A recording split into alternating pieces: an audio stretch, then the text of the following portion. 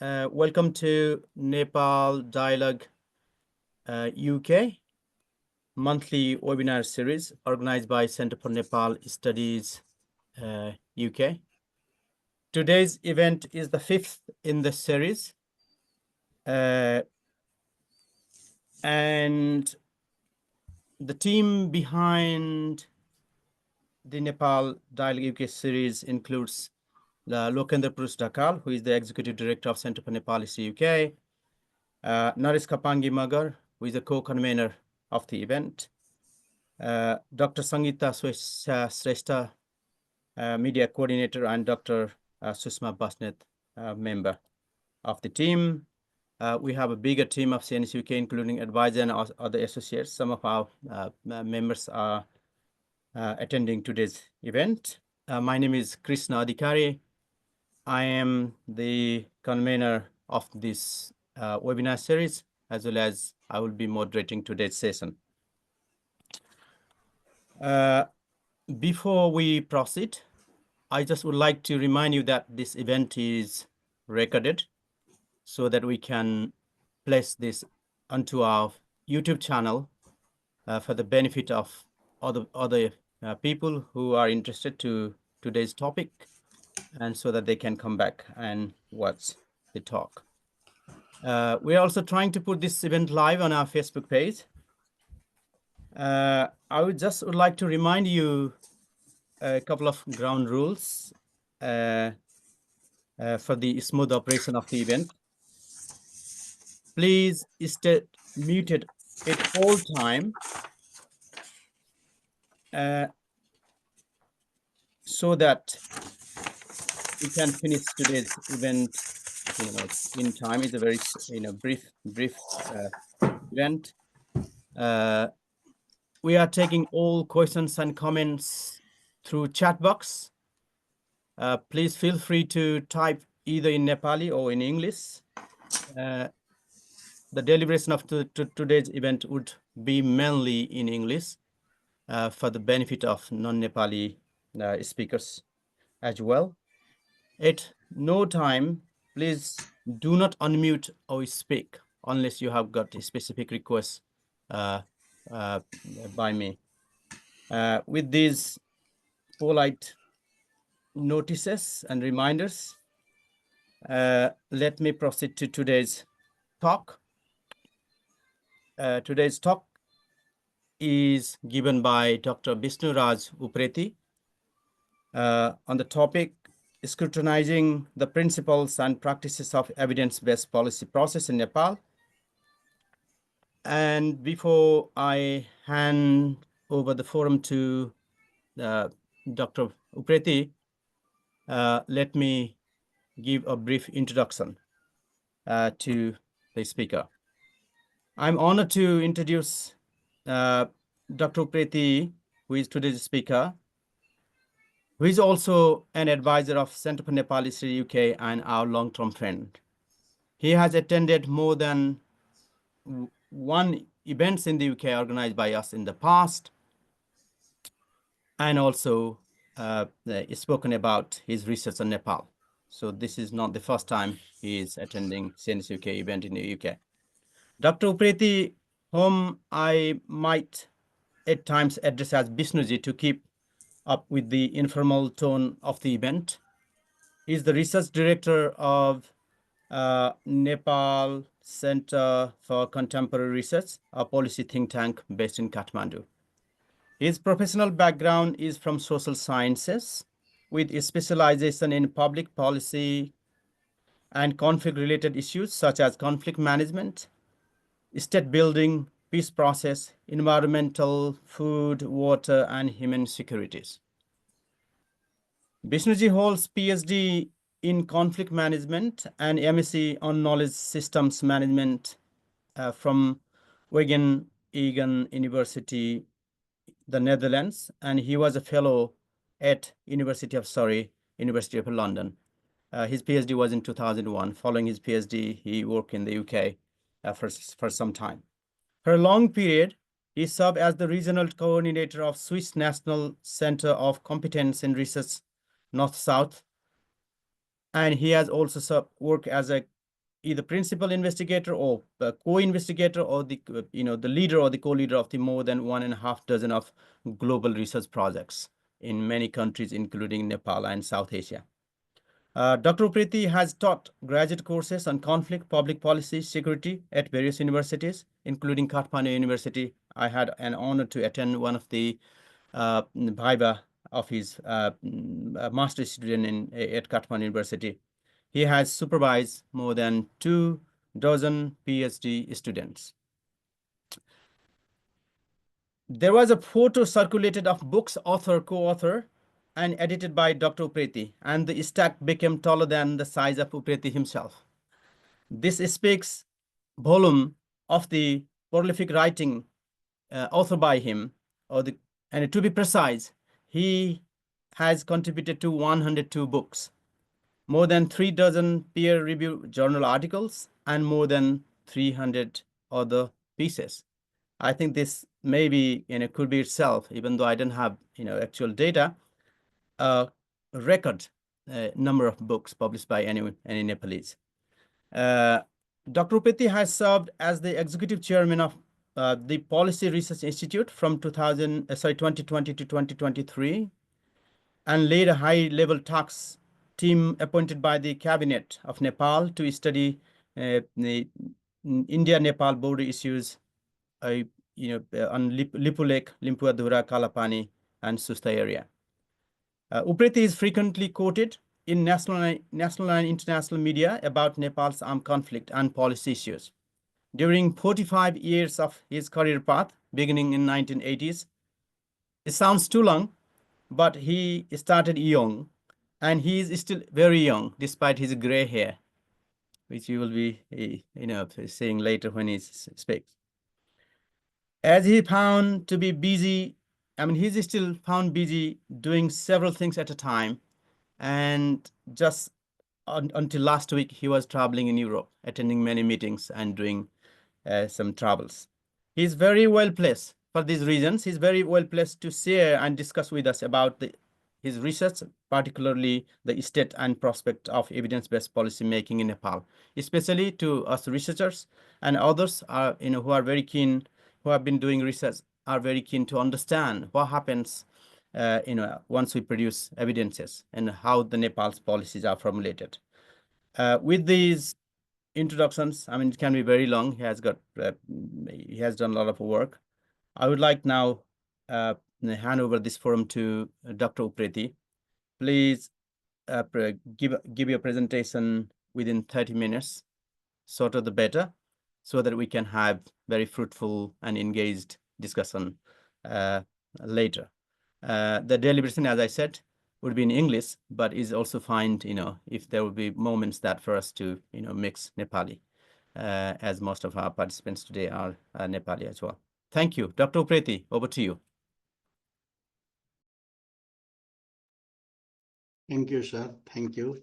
Good afternoon, all. First of all, I would like to thank Krishnaji and the CNS UK team for providing me this opportunity. It was quite good to talk to you. Again, I feel myself as one of the very close allies of the CNS UK, because when Chandra was establishing it, I was very closely talking, suggesting to him, advising him. I am so happy to see now this organization is growing so wide, so fast, so broad. It is really nice. Again, thank you all the participants who were accepting our invitation and present in this holiday weekend time also. It was really good. So my presentation will be largely on my experiences working with the Policy Research Institute, which was the highest government think tank of Nepal, recently established, relatively new organization. But I had the ample opportunity to interact with the Prime Minister, ministers, secretaries, chief secretaries, all the policymakers and key stakeholders from all sides. So these 3 years for me were quite intensive in terms of work, quite frustrating sometime, but it was also quite enriching in my life, how the state operates, how the state ministries coordinate, how they formulate policy, how it works. So I will be bringing basically the experiences reflected there, and also afterwards I am quite actively engaged in teaching, research, and interaction about this public policy issue. So I will share that.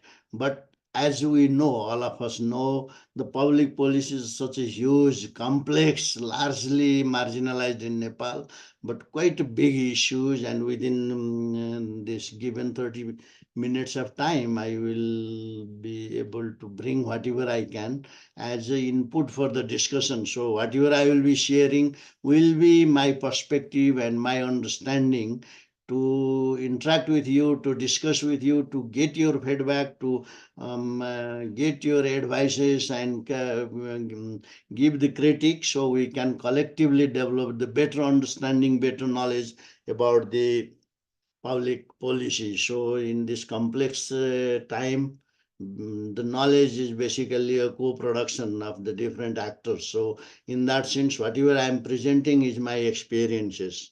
Uh, the topics, the discussion is even being more prominent because yesterday the government presented the policies and programs of the fiscal year 2082-83 to the parliament, and many of the issues are related to that as well. So because of that, it is even more important and interesting. So let me share, I have prepared some slides as a guidelines, and I will present on the basis of these slides.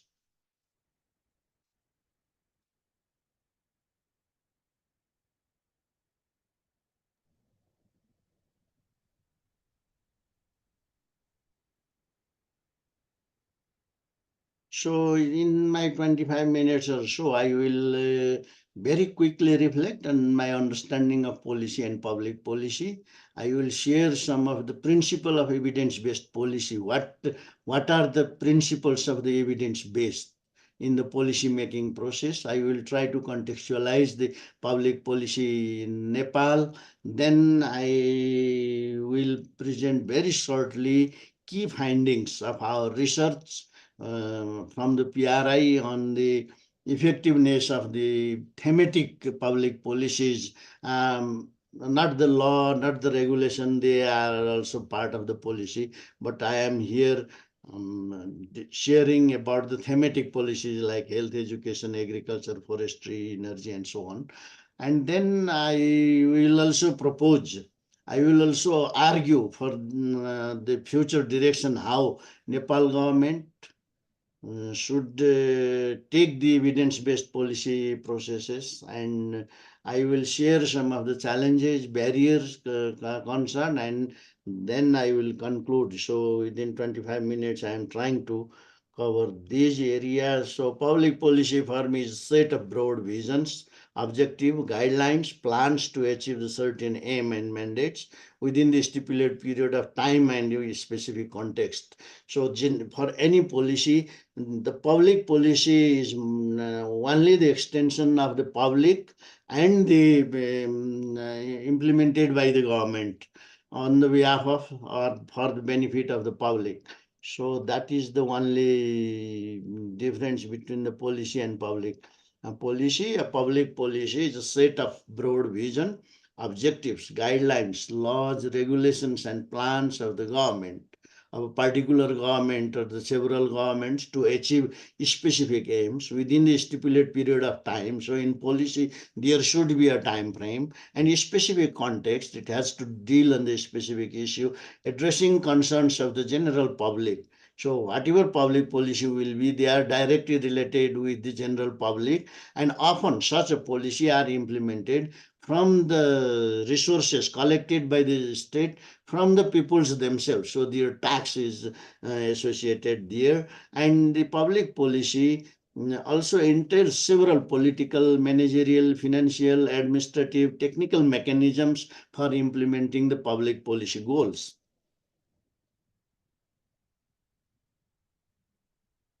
It's not moving.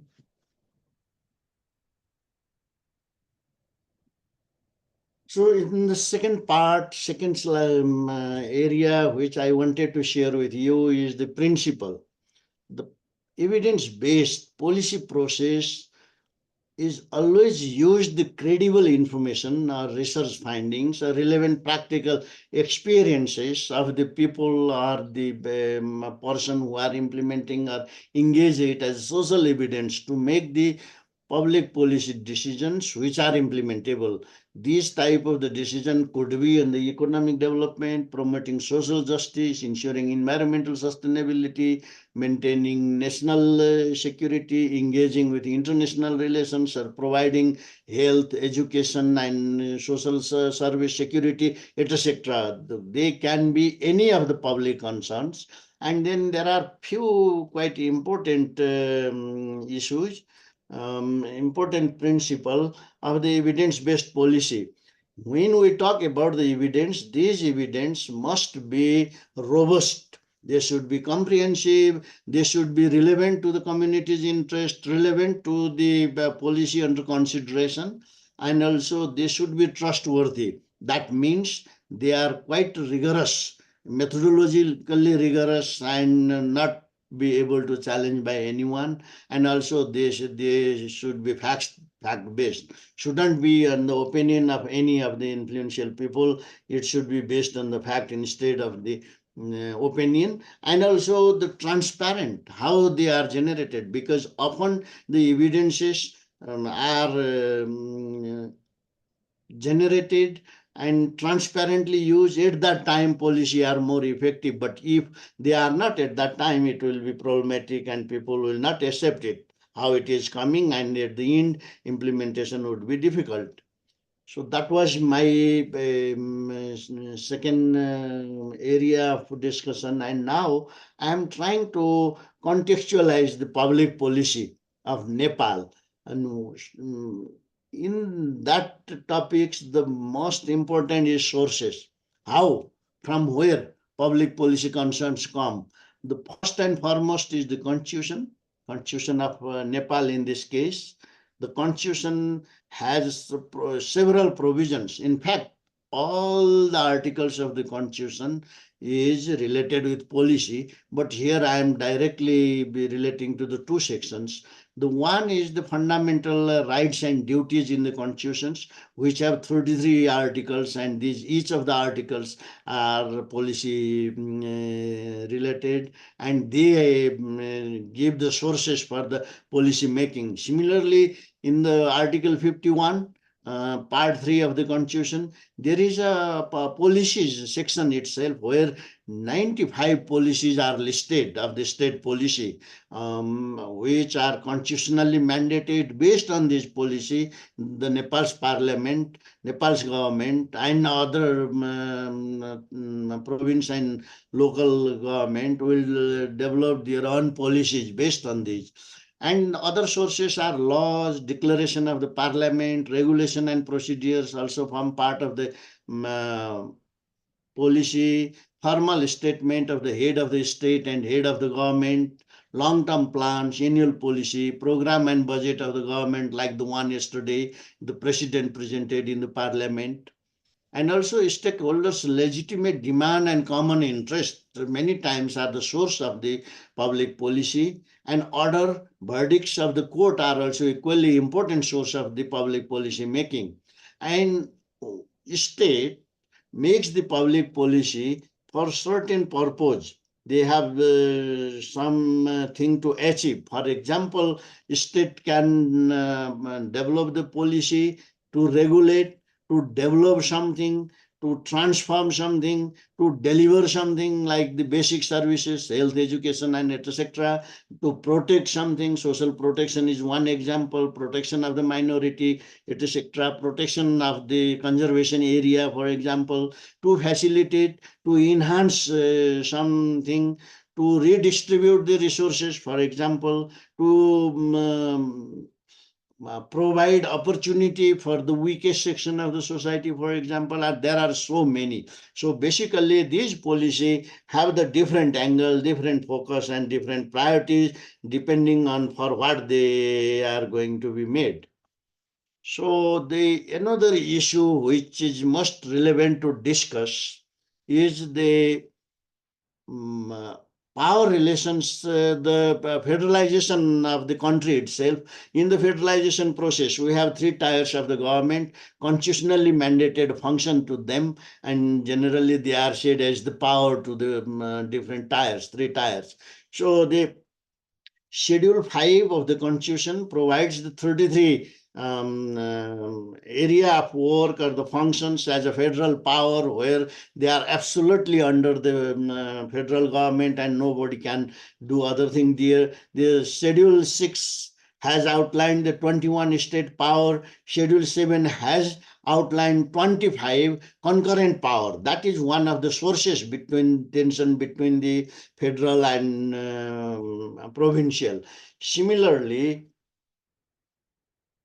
the Schedule 8 provides the 22 local power to the local government, and the Schedule 9 of the constitutions provide 15 concurrent power between all three tiers of government. So when there is all three tiers of government engaged in the same function, at that time the confusion and clarity is there. There is a separate mechanism to minimize that, but still they are not functional. The interprovincial council is quite important part, but they are also not that. So these functions are also creating a policy contradiction, policy conflict, and sometimes lack of ability of the different government to deliver the committed function they should have delivered.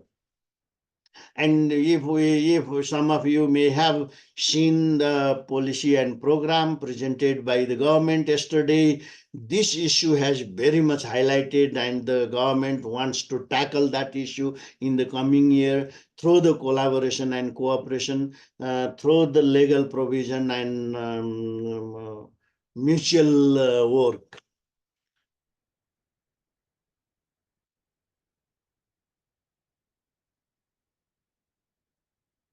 So I am entering to a more core of my work on the effectiveness of public policy. Here, as I shared, public policy is also the law, regulation, and other many things. Here, I am mainly focusing to the thematic policies developed by the ministries and the government, like the energy or hydropower or the water or the irrigation or solid waste management or sanitation or drinking water, or agriculture, etc. So this thematic policy, when I took the responsibility of the Policy Research Institute, I have started first to examine what is the state of the thematic policy in terms of its effectiveness, and then a team of researchers from within the PRI I led, and the team took the responsibility, and we started examining 38 or 39 thematic policies in terms of their effectiveness with several parameters. Some 18 parameters we were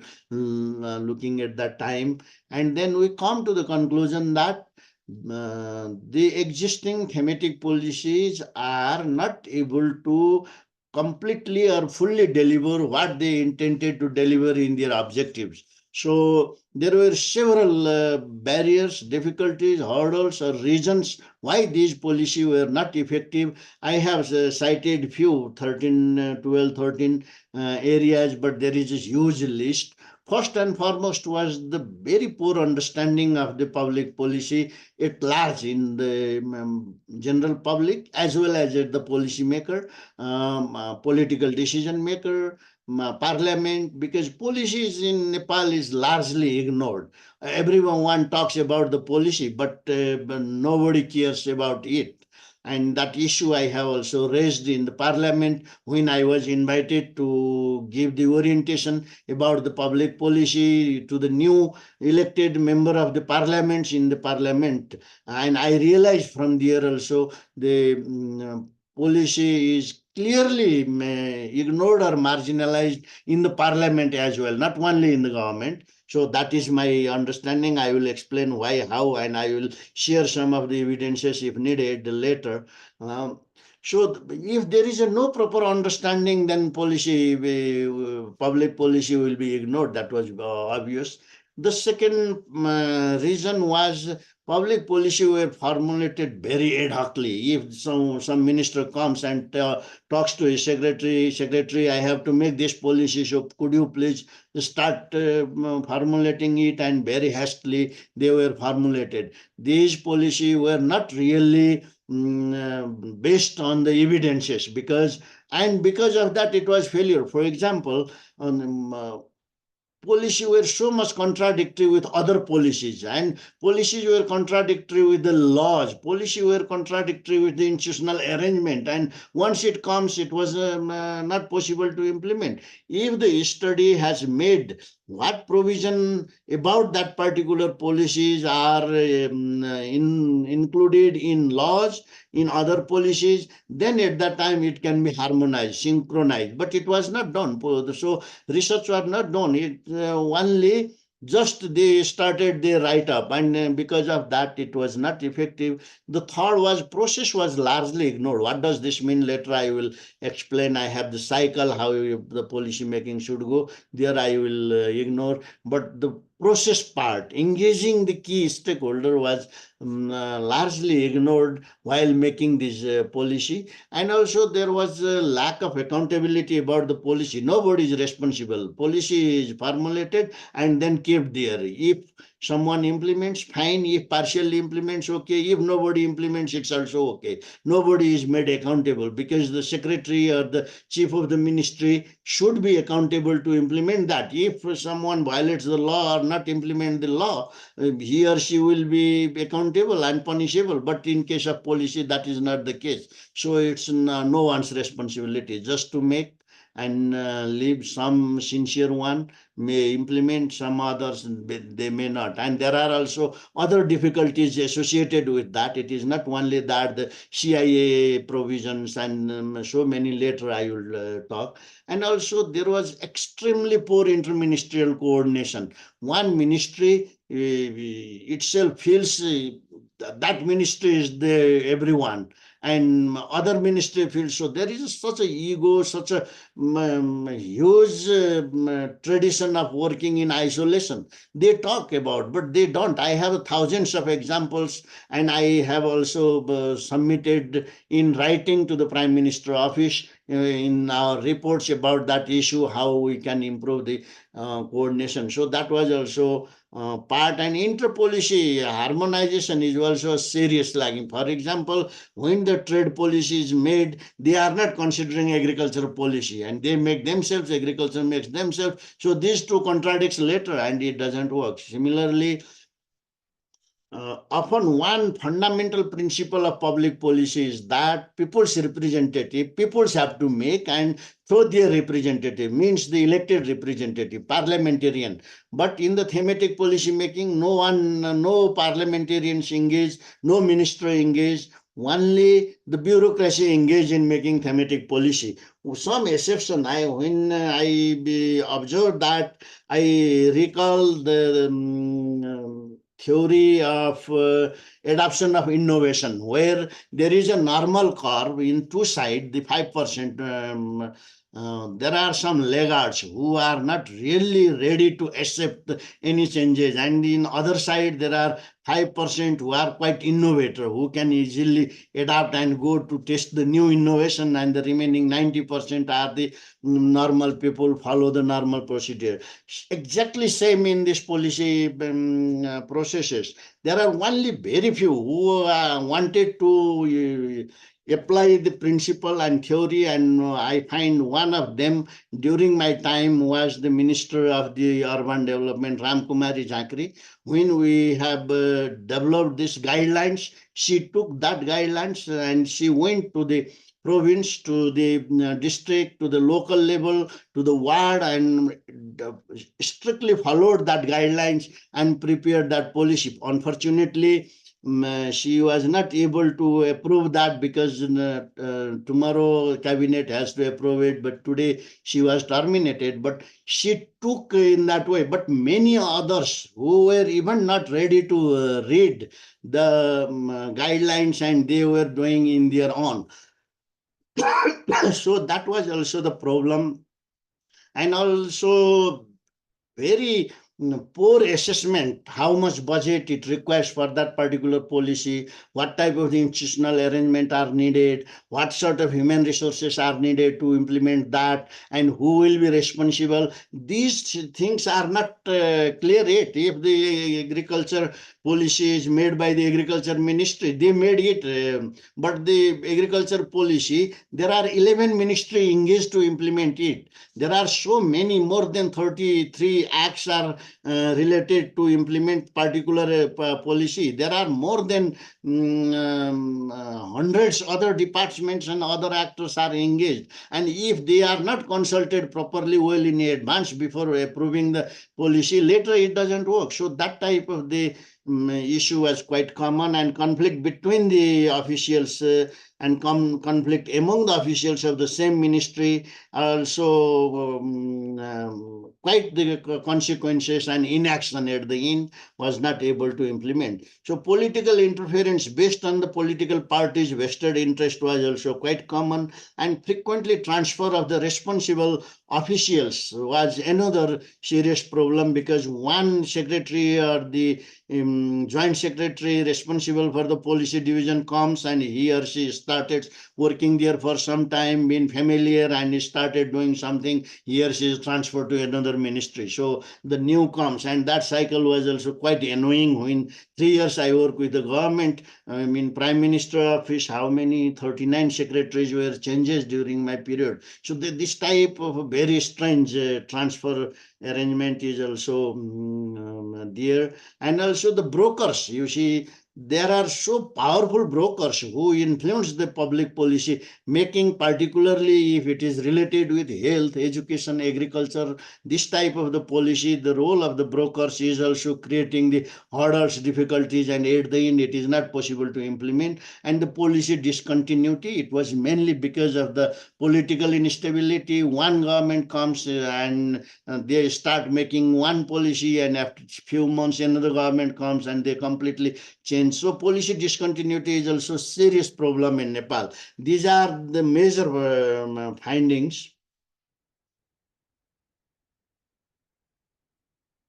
Just one example, I'm citing this type of example, thousands we have, sometime with the forest, sometime with the electricity pole, sometime with the other structure. So how from the one engineer, Ashish Gajurela, the road engineer, he looked from his perspective. But if I look as a policy analyst, from that policy perspective, why that happened, who is responsible, that it is correct to do in that way. So there are so many issues and concerns. So that is the evidence how Nepal's policy works. Now, in few minutes, I will bring few of the points in your attention to discuss as a future direction. It's sorry, director, I mistakenly written direct direction. It is a future direction for the policy processes. It is important for the government of Nepal, to the provinces and the local government, to ensure or make the strict follow the principles of the evidence-based policy making, which we discussed earlier and which we cited. Why policy fails if we are not able to use the evidences in policy making process. So strictly following the principles of the evidence-based public policy making. most important is developing ownership of the key stakeholders. If they don't own the policy, it is quite difficult at the end to implement and to get the impact from there. Therefore, the Nepal government or all the stakeholders engaged in the public policy process must ensure that stakeholders are engaged right from the beginning in the policy cycle. I will show you later. Major step in the public policy making are the process, content, and structure. These three are equally important, and that has to be followed. Then apply the public policy formulation cycle and guidelines, which are universally adapted as a general framework, so we can adapt from there. And also the engage the parliamentary committees, because in the parliament there are parliamentary committees specially responsible for particular ministry and their work. So they have to engage, minister have to engage, because policy making is not a bureaucratic responsibility. Policy making is mainly the responsibility of the elected representative, and the bureaucracy can complement their, support their, and help in the operational way. So the second part, that is what I wanted to share with you. This is the policy cycle Policy Research Institute, PRI, has developed earlier, and there are 11 steps. So this can be combined or this can be elaborated. It's a technical issue, but the fundamental issue is that we have to have the identify the problem for the policy, and then we have to prioritize this problem, because all the problem cannot be addressed, and then based on that draft the preliminary version, and then put in the public for the debate and get the feedback from the public, and then refine it, and then send to the expert to review it, and then provide for the open public feedback, send to the concerned stakeholder, get their feedback, get their concern, and ask to the expert to examine, and based on that finalize the policy draft and approved from the concerned authority, that is the cabinet. So far the thematic policy are approved by the cabinet. Once the cabinet committee assess and recommends for the approval, and then implement this policy, and once the policy are implemented, evaluate whether they are implementing, whether they are able to deliver what they intend to deliver, and based on that, the ministry or the authority has to decide whether this policy should be continued, whether they have to revise, or they have to throw away and formulate the new policy. So if any ministry, any department, any organization follow that cycle, there is a less risk of failure, because during that time, all when we are assessing the needs and priorities, we will be making all the assessment, whether ministerial coordination, whether human resources, what type of the resources are needed, what type of institutional arrangement are needed, all these are coming. And just a few examples, the cycle which we developed, it was not the PRI, it was not the me and the team. It was collectively developed by the Nepal government, means all the secretary of the ministry, chaired by the chief secretary. So that means when we collected this information, analyzed and presented the situation, and proposed that, we have got a lot of feedback from these secretaries, and then many of them also send in written, and based on that we have finalized. So that means it is a collective government's product. It has to be implemented, but many ministries even they don't care this, but this is the document, this is the important guidelines developed under the leadership of the chief secretary at that time.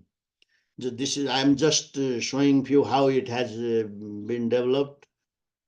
And the important another part is the structure of and the content of the public policy. What should be the structure of ideal public policy? What should be the content of ideal policy? So in the structure, there should be 5 component, at least 5 component, and this component to be filled with the content. So in the background, there are 6 component, right from historical analysis to the problem analysis to the priority and need and what method were used there, and then the definition. The definition, time is running, so I'm running quickly.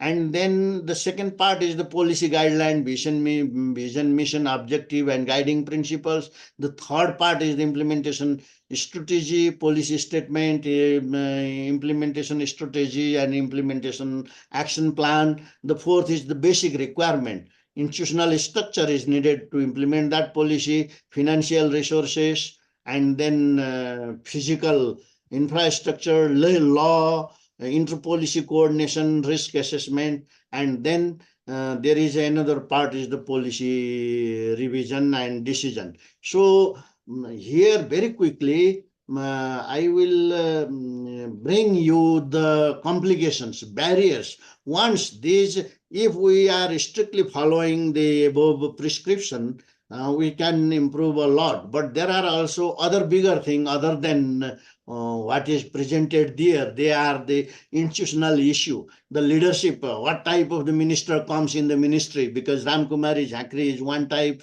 and many others who were in really in action related to the policy. They don't bother about the policy, so they were more engaged in the day-to-day type of the practices. Also, human resource capacity. Do we have the enough capacity to do that? Because many of the public policy scholars have the academic background now in the government, about 3-4 dozen, 5 dozen. They were there, but they were misplaced. They were not given the policy responsibility. They were deputed to the different parts of the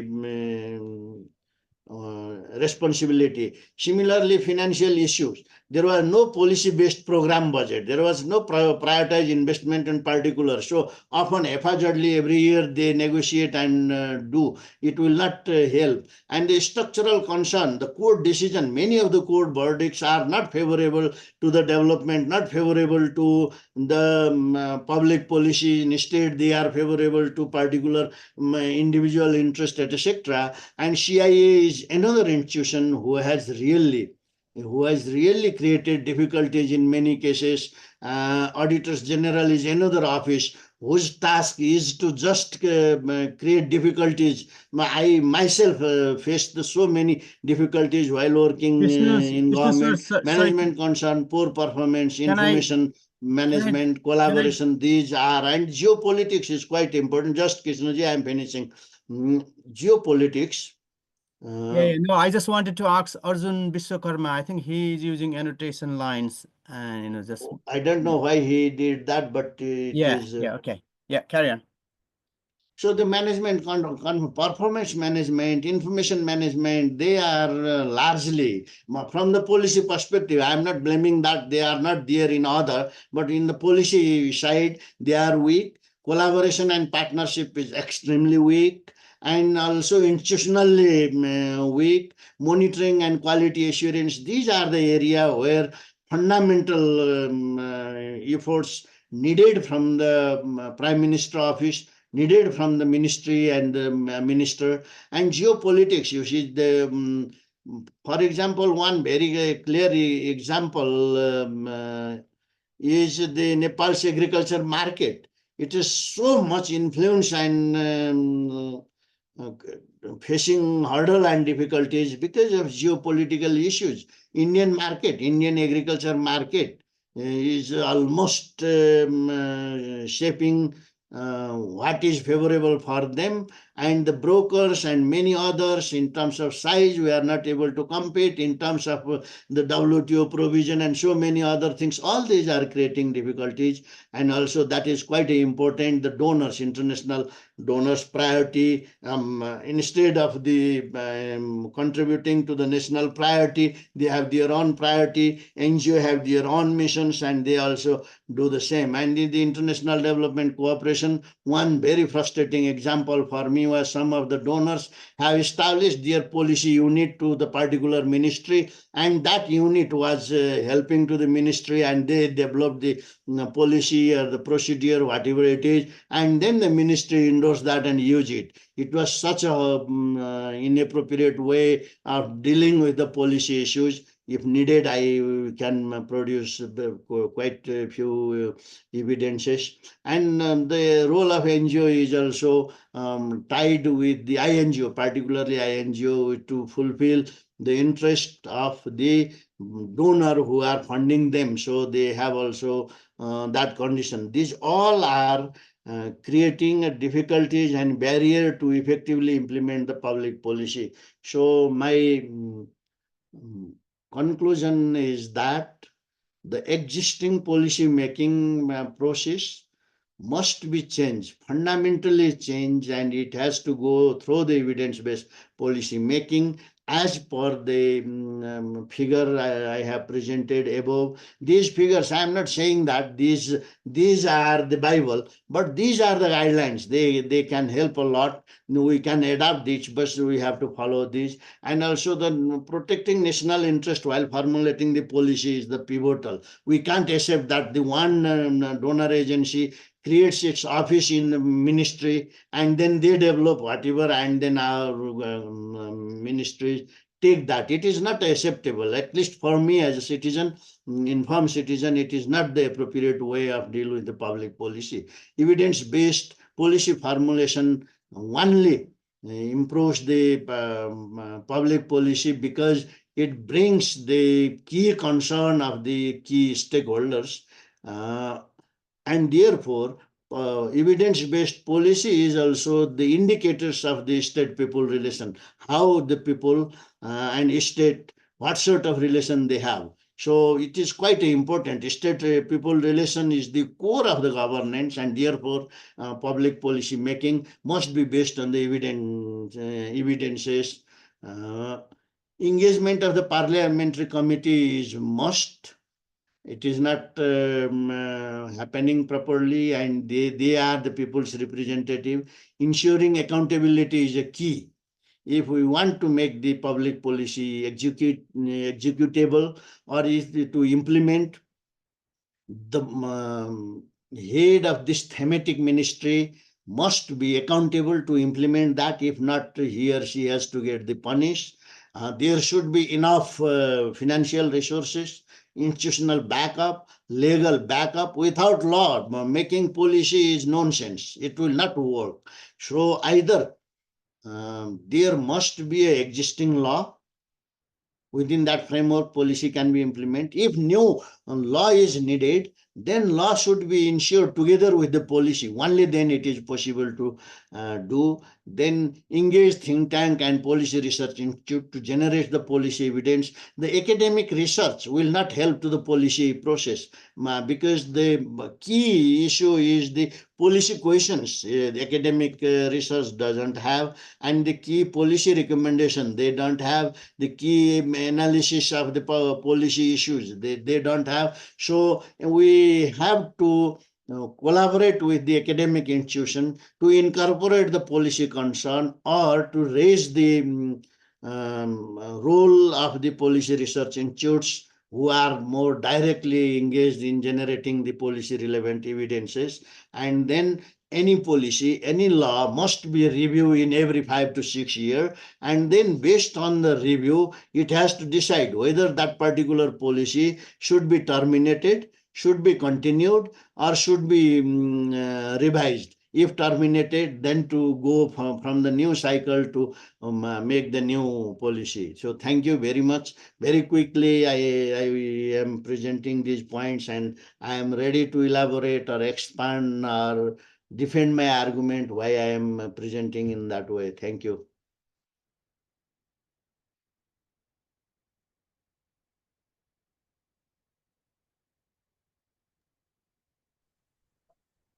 Yeah, thank you, Bishnuji. So how I can remove that slide? I am not able to do. Yeah, I think if you follow the same process of share, there must be unshare. But if you cannot, No, I think, I said one particular mutual advance. This is share. When I say is there yeah. layout. I mean, let's proceed. I think it's fine to have this slide. Maybe if we go to the Okay. top slide, then we can, use that as a banner. Thank you for this, elaborate the presentation. This is very big and complex, the theme, and it's hard. Oh, okay, well done. It's gone. It's very hard to, cover everything in such a short time. And we have got about, I think, 25 minutes. Maybe we can slightly extend a little bit to make it half an hour, because discussion will be more interesting, I guess, on this one. We have got a couple of questions there. Before I proceed to them, you can also check the chat boxes yourself. Can we say a little bit about the Nepal Policy Institute itself? What Okay. was the reception of the government? Why it was formed? Did you really find challenge to keep it afloat, to survive there? Yeah. And has its importance been recognized, or the Policy Institute? Let's I think have a little bit inside story about it, maybe very briefly. Policy Then Research Institute. Shall I go? yes. Policy Research Institute was realized earlier. The need of the policy research was realized earlier in 2001 when Dr. Bauram Bhattarai was the Prime Minister. He constituted a three-member committee to work on, but it didn't work. He brought from police and others, but it didn't work at that time. And later, when there was a government led by KP Oli in Nepal and Narendra Modi, and they met once, and then they agreed to form the EPG Eminent Persons Group to settle all the international concern and issues related to Nepal and India. And the EPG was working very strong, very nicely at that time. But when the EPG member of the Indian side requires any information, there were hundreds of think tanks and research and others to provide any information instantly. That I knew informally. It was not written anywhere. And then when the members of Nepal side of the EPG required anything, there was no one to give them, and those who are there, the institution, they have not readily information, and they were almost helpless really. In terms of backup in the knowledge, in the research, whatever evidences, whatever resources they have within themselves, their few scholars, whoever they were, only they have to depend. So they realized that need, and very nicely, probably, Rajanji, Dr. Veshwar Thapa, Dr. Rajan Bhattarai, Nilambar Acharya, and Suryanath Upadhyay, they were the member. And I guess they have shared that concern with the Prime Minister, and Prime Minister quite convinced. And then Prime Minister decided to establish this as a very high profile, independent think tank institution. And the mandate, if we look to the mandate of the PRI, it is so huge. There is all the policy of the government. PRI has to review and give the recommendation to the government. So that is a quite a big. And the second mandate is that PRI needs to conduct the research about the need of the new policy for the government in the changing context and give the recommendation to the Prime Minister office, to the government through Prime Minister office. And third is to help the ministry to develop their thematic policies. So that means it has a very huge mandate, and also the quite senior team was established. But what happened, they started working on, it was a new, and they have to establish office, they have to recruit human resources, but the bureaucracy, they really didn't help. So few times Professor Chaitanya Mishra, who was the chair of the board, visited to the Prime Minister office, and he didn't get the support. and he was tired of that, and then he resigned and he left. So that is the indication about your question one. In the bureaucratic level, there was not really, because bureaucracy, majority of them, as I presented in the normal corp, they were in the one side of the 5%. They were really not willing to support this type of the organization. They feel, majority of them, I am not blaming all, some were very, like Dr. Tirth Dhakal, secretary of the Prime Minister office, he was so supportive, so helpful, and there are also many others, but majority were not really. One joint secretary, when I was going to the first time in the Prime Minister office to receive the letter, he was saying, haha, PRI is for research. He was making such a joke, and I challenged him, look, after some time. And later also we faced so many difficulties, but what happened, the parliamentarian, they realized the importance of it.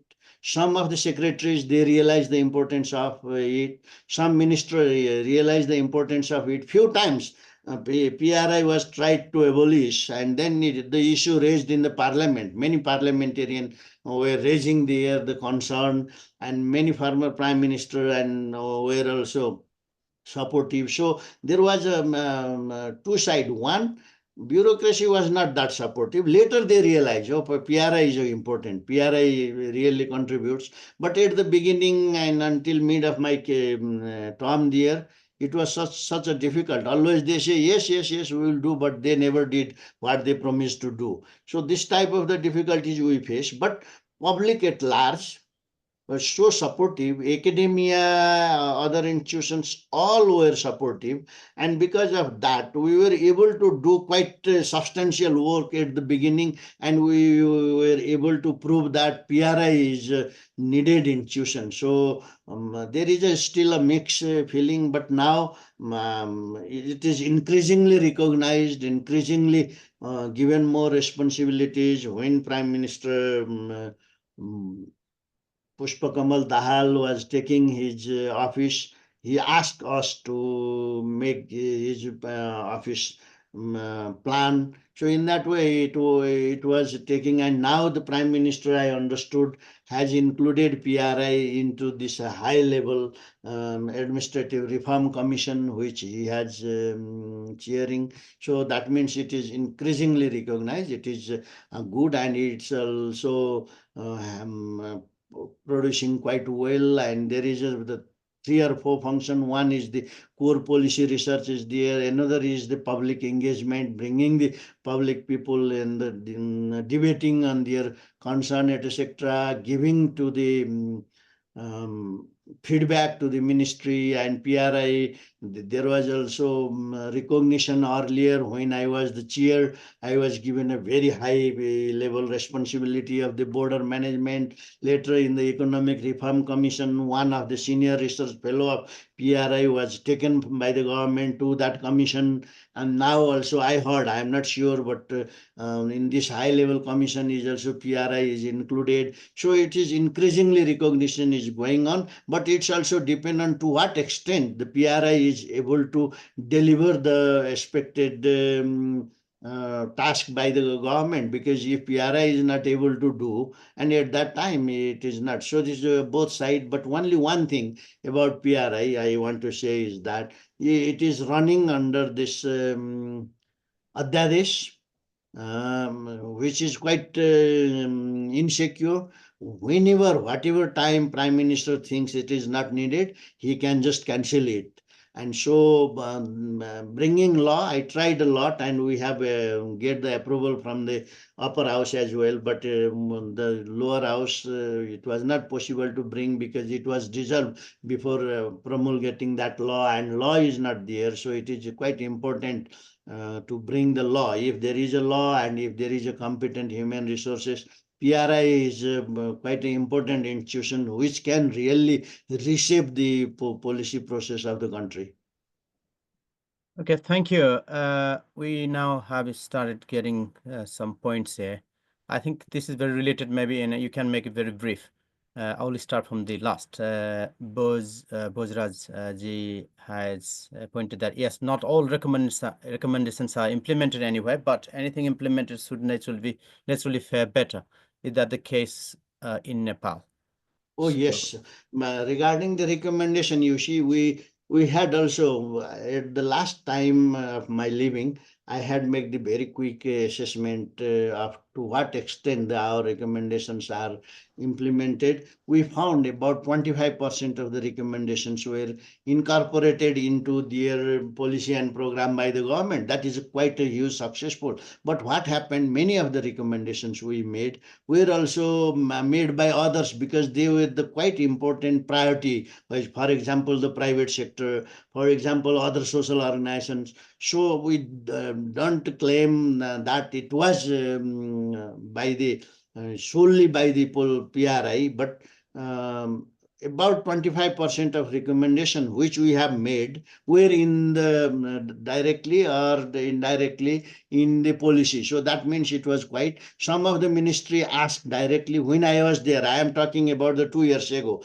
I don't know now, but at that time some ministry were asking us to give the feedback. They were asking us to help to formulate their policies. So it was quite recognized and also included into the recommendation. That also we have documented and made the report. If any of you are interested to look how government was taking us and what achievement we made and how successful we were in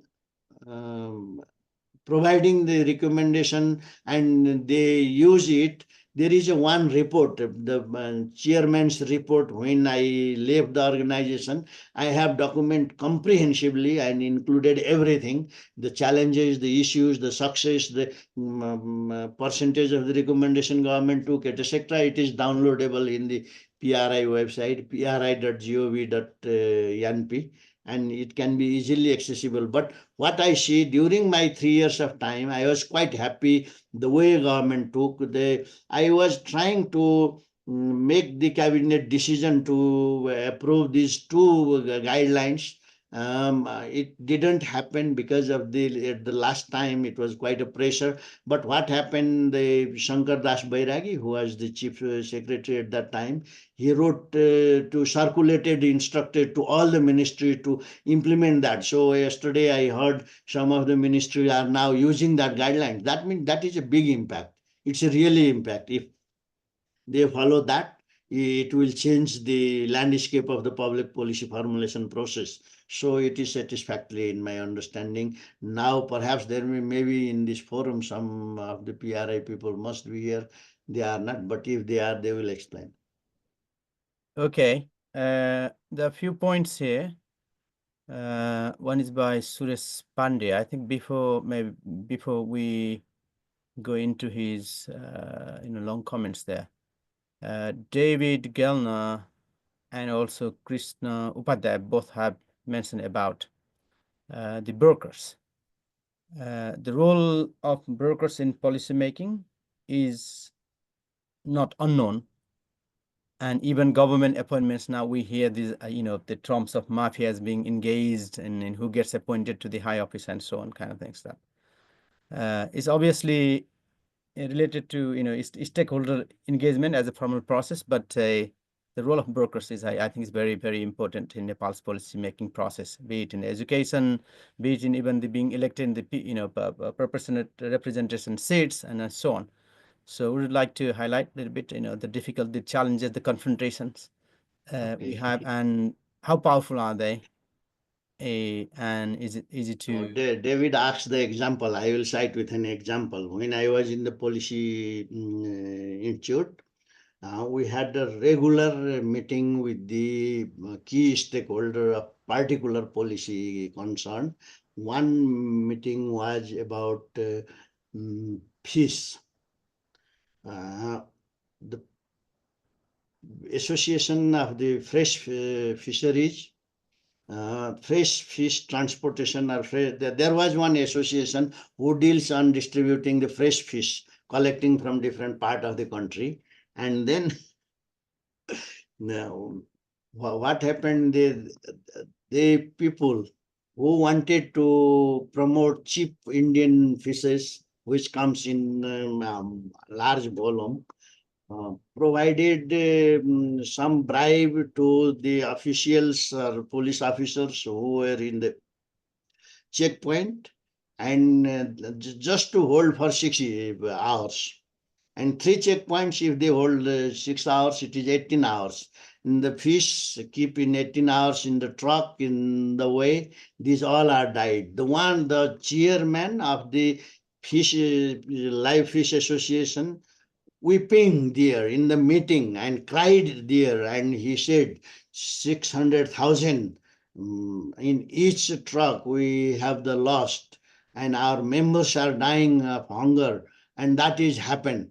And we tried to find how it happened, because it was happened very deliberately through the Indian fish traders. They used the people. That was one example which we have documented, and that is in the PRI documentation center. The many other example, for example, the agriculture. When we make the agriculture policy, there are so many actors, you see, very active. The chemical fertilizer traders, for example, the people who brings the items from India and sell.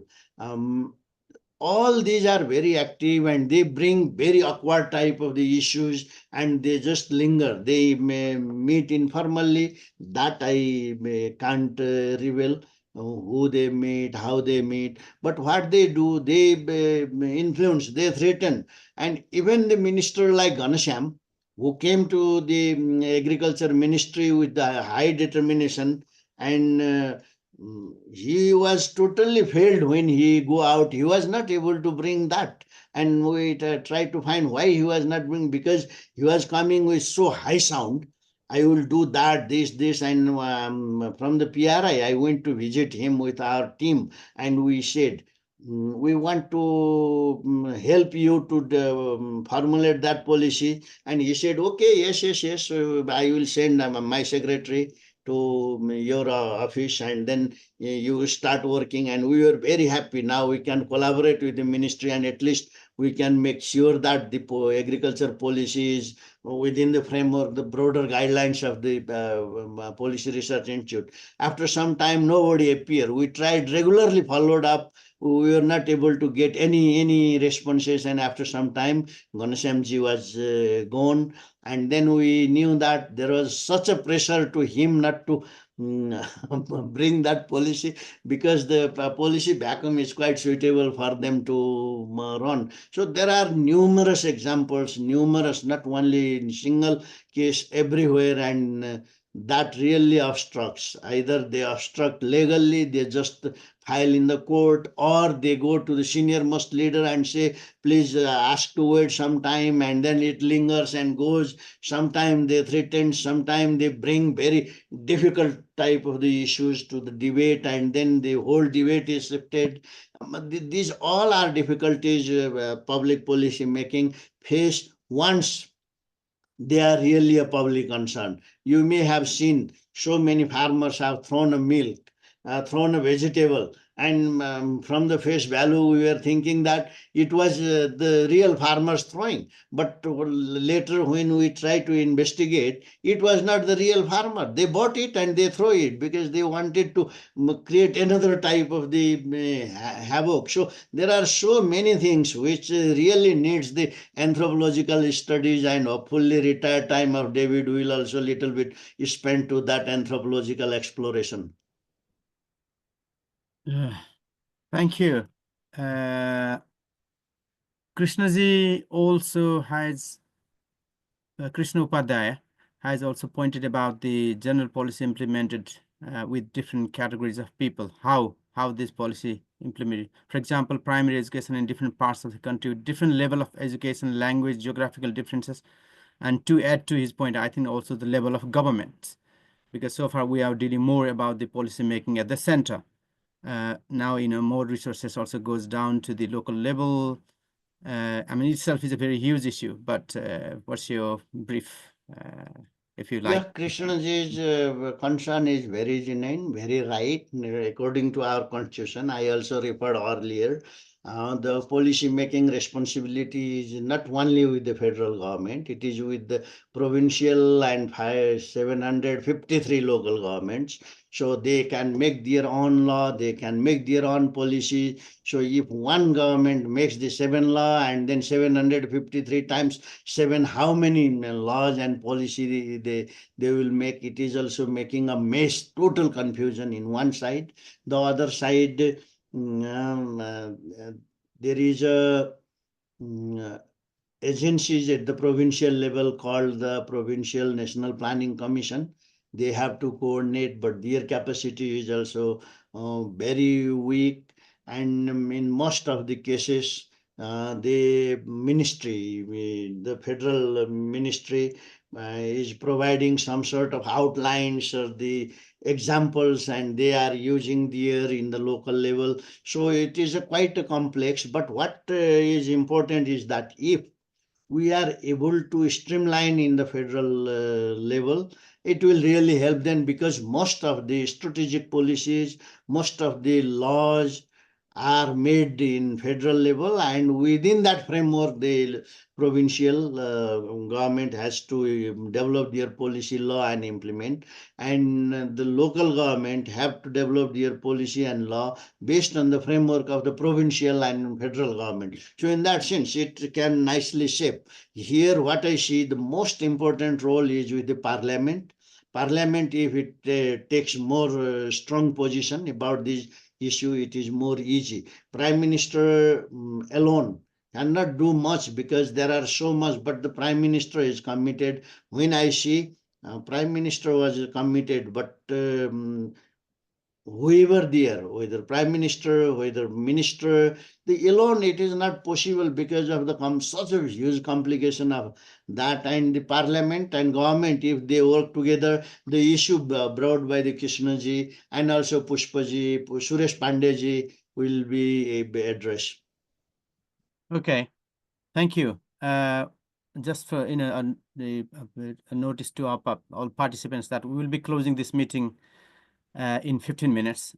So if you got more comments and questions, we'll try to take them. With this, I think I would like to come to Suresh Pandeyji's point here.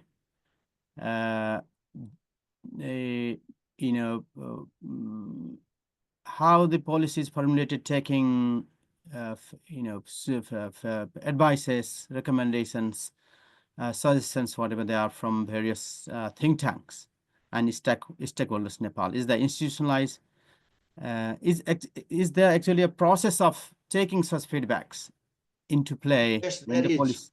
policy? Yes, there is a process, but it's not a formalized process. You see, what happens when the government starts bringing the policy and plans of the particular fiscal year and budget of the particular fiscal year, Ministry of Finance always ask the key stakeholders as well as general public to give their feedback.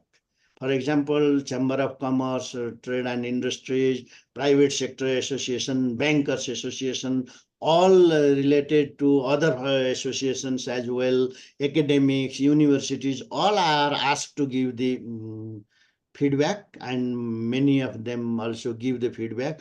To what extent feedback are incorporated is the another issue, because it is not the formalized process. And also same in the policy and budget, prime minister office also ask the feedback under the leadership of the chief secretary. Chief secretary takes few core member, and they start formulating it, and they ask the policy and programs of particular ministry. All ministry sends their policy and program, and they compile and they look. If you look to the policy and program of yesterday, it is coming in a very sectional way. One section, few points from particular ministry, then it starts another one, then it starts another one. It is not the right way to do. We had also conducted one study earlier when I was there. We were very precisely looking to that. What it was, basically Nepal सरकारको वार्षिक नीति तथा कार्यक्रम तर्जुमाको विषयवस्तु र कार्यान्वयनको समीक्षात्मक अध्ययन. That means we were looking to the 7 years of the government's policies and program, how they are made, and what were the lacking part and how it should go. And our recommendation was that there should be a semi-permanent type of the structure within the Prime Minister office to deal on the policy issue, you see. For example, now the government has decided yesterday in that they will look to the effective, ineffective, functional, dysfunctional national policies, national projects, and those which are not relevant, they will cancel it.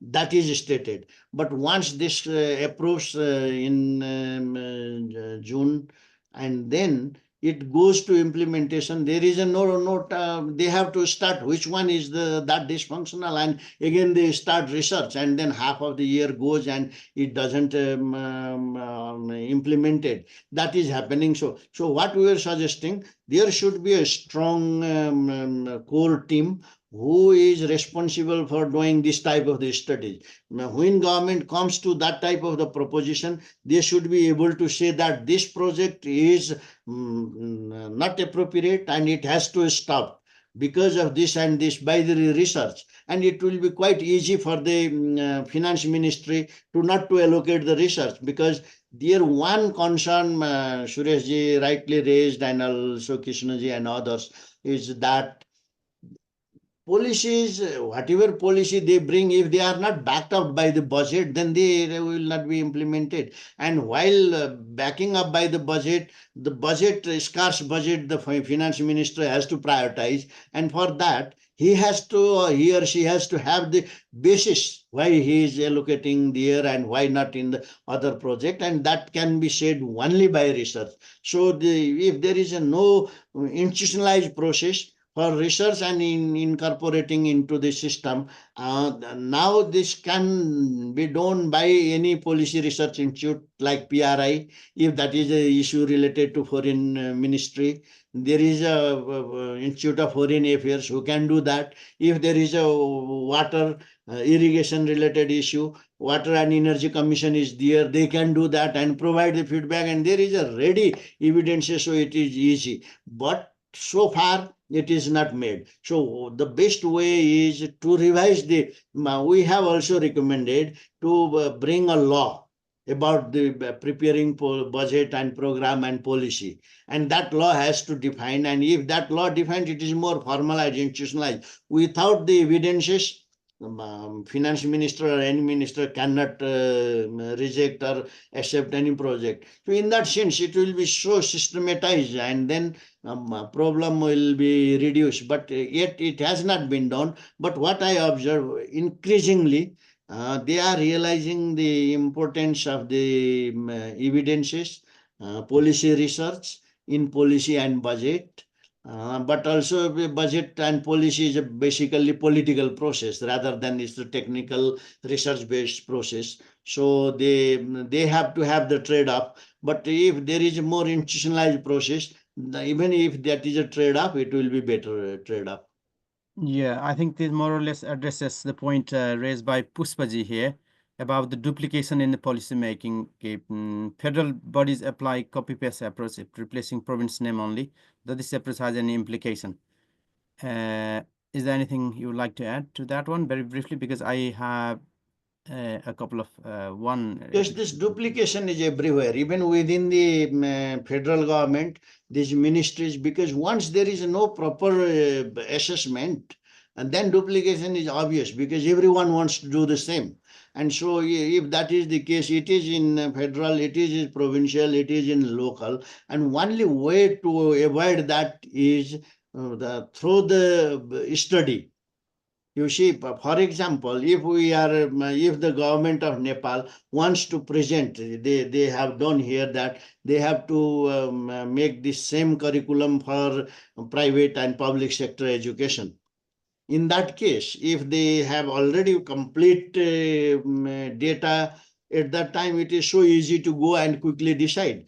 They have a many important decision they want to make. They want to dismantle few of the institutions which are not functional. Who to decide?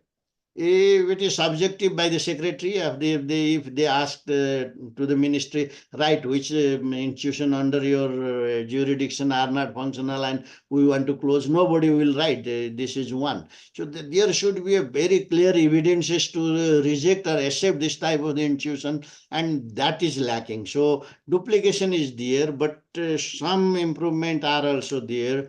And for me, only parliament can really ratify this and bring to the shape, then the government, in case of this duplication repetition, because ministerial coordination is such a difficult, without legal binding it is not possible to do, and the law has to guide on that issue. So only we can overcome that.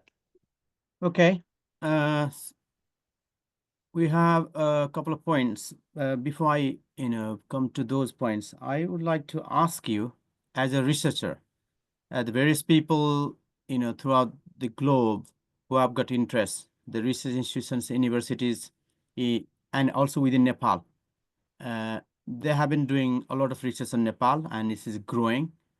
And one concern internationally is that the how to make your research impactful. That is to say that your research actually is feeding to the policy process, or also feeding to the practices.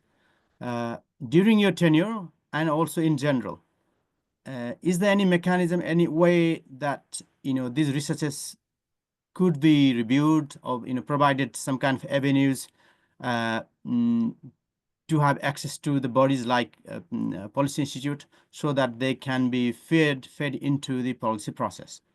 That's the one, the concern point I have. I'd Thank like you, to. Kishnuji. This was really a great national concern for us as well.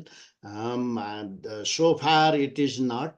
Many times I have also raised that concern with the Prime Minister, with the Education Minister, a few times. This issue will not be solved without we have to have one central autonomous research governance institution who can provide the financial grant to on the competitive basis to the researcher, who can facilitate to the international researcher coming and doing the research, who can approve their research proposal, or at least who can facilitate to access to this type of organization. We need the law. We don't have the law related to the research other than health specific research. We need policy, very clear policy, and National Planning Commission, Dr. Krishna Oliji, who is the Chinese ambassador now, ambassador in China, and myself, we tried to do, and we have made few recommendations and started to draft the policy to address this all concern, but we were not able to finalize it because it was not the priority. So research in Nepal, the concept is rudimentary, practice are very scattered, and even we don't know who is coming to do what type of the research, where, and going. Only once the research result comes that Ministry of Defense related or border related or highly sensitive, then only know Okay. they are Yeah. doing Okay. this. So I think I got the answer here, because I don't want to overrun the program now. I would like to combine 2 points here. One by, I think the Dharmananda Dhamiji has just given a comment point there, so we'll be noted. Suresh Pandey has highlighted about the contradictory nature of welfare policies at the one hand, with the neoliberal policies on the other, that the governments are taking place. How can we reconcile those? It's a big question. Maybe I think is a need to discuss on more in the literature. Finally, maybe you can provide brief reference to this, but finally, within in a minute or so, I would like to also speak about the point raised by Bal Gopal Seshtaji. What went wrong with the current politics and the Republicans, and now Nepal seeing the rise of monarchies? What this conflict, if eventually will lead Nepal to? As a conflict analyst, hope to hear your view. So can you just make in 1 minute short answer, and we can discuss. Both of the questions are not judicious to give in 1 minute. What I will say, what went wrong to the federal this federal system? It was not the federal system itself. It was the governance within the federal system went wrong, and some concern are raised. As a conflict analyst, spend my time. There will be no monarchy. It is not possible until and unless it's a real external position, which is less likely. And therefore, we need to improve our governance system, improve our operational system. Then federal system will work. We have some burden of the federal system itself that will be rectified, particularly the performance of the province itself is also raising the concern. Regarding the second one, very easy answer is to look to the model Scandinavian countries are doing. Even in the capitalist model, we can give them grow and earn whatever they can and take the substantial amount to help the welfare part, which is a very nice example, and that can be done if there is a zeal, if there is a determination, and if there is a will to do that. It is possible and already proven. So that is my answer in short, but it is unfair to end in that way. These big topics, and if they, as you share, we have to go to the literature, we have to have the debate, and perhaps in other forum. Thank you. Yes, yes. Obviously, of course, these are big questions, and we cannot really deal with the short period of time. With this, I think we come to the end. I would like to provide a sincere thank you to Dr. Bishnu Raj Upreti for taking your time to come and present your research and experiences here and engaging in the discussions.